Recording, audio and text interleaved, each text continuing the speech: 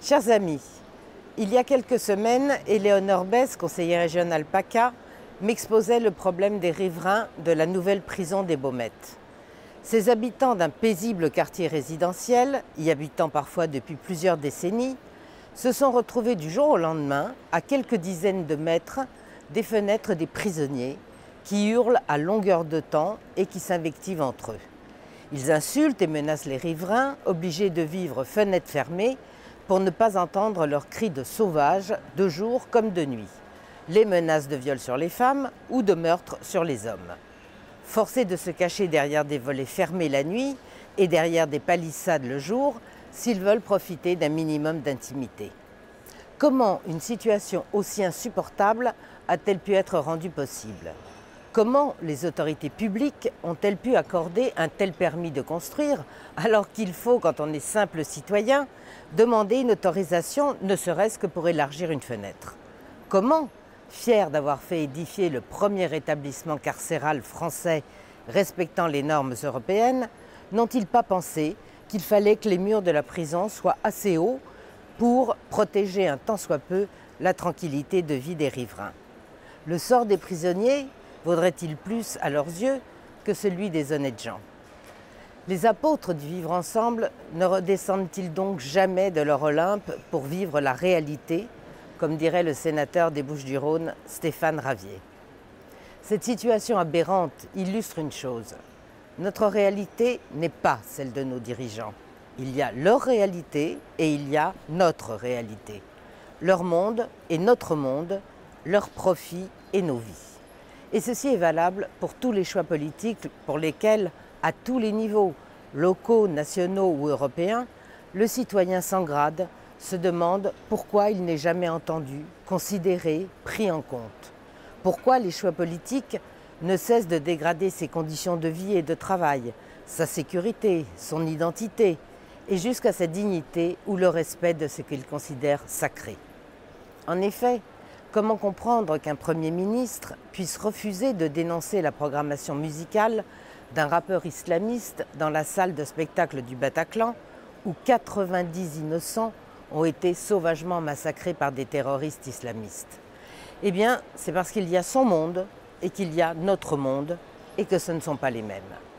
D'ailleurs, se soucie-t-il aussi du sort des Français qui croiseront le chemin demain des 450 islamistes condamnés et qui seront bientôt libres? Comment les élites européistes, qu'elles soient ministres, députés nationaux, commissaires européens ou députés européens, peuvent-elles se permettre de dénoncer et de tout faire pour contrecarrer les choix démocratiques des peuples européens, comme je l'exposais dans ma dernière vidéo d'actualité?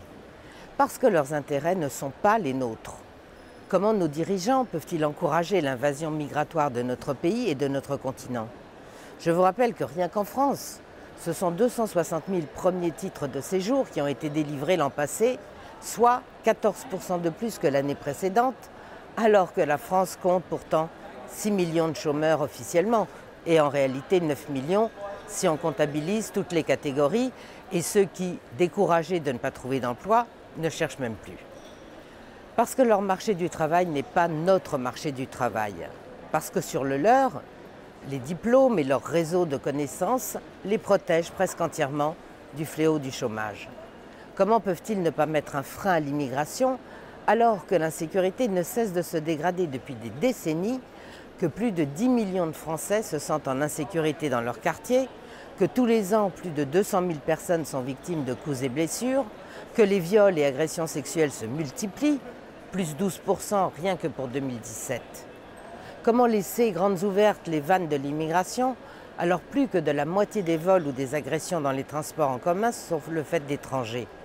Parce que nos dirigeants ne se sentent même pas concernés, qu'ils ne prennent pas le métro, qu'ils ne fréquentent pas les quartiers dans lesquels les services publics sont devenus quasi inexistants, que leurs enfants ont les moyens de rentrer le soir en Uber et qu'ils ne fréquentent pas les mêmes établissements grâce à l'enseignement privé ou grâce aux combines pour contourner la carte scolaire. Pour l'homme du peuple, le migrant côtoyé est celui qui peut violer, agresser ou voler. Pour l'homme de l'oligarchie, il est leur jardinier et sa femme est la nounou.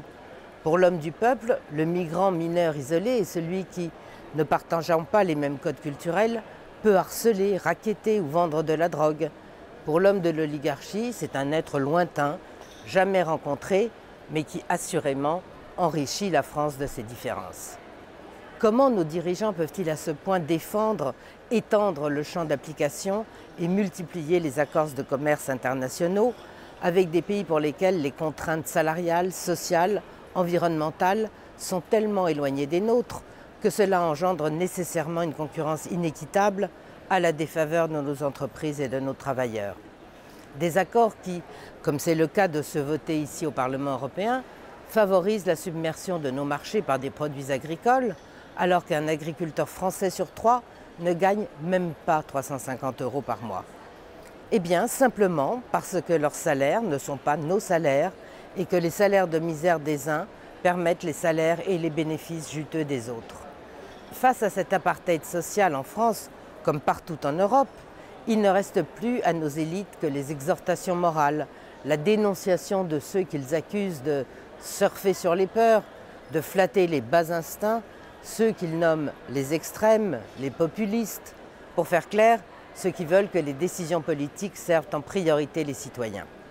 Si Trump, malgré tous ses défauts, a été élu et que sa popularité augmente en dépit de ses choix politiques internationaux contestables, c'est parce qu'il a compris cette réalité et qu'il ne cesse de faire baisser le chômage et l'immigration aux États-Unis. En 2019 auront lieu les prochaines élections européennes. Il est de notre devoir de faire en sorte que ceux qui ont au cœur la nation reviennent encore plus nombreux, majoritaires, afin de prendre des décisions politiques où leur monde ne prime pas sur le nôtre. Et ça, nous le pouvons, puisque jusqu'à ce qu'ils en décident autrement, notre voix vaut autant que la leur.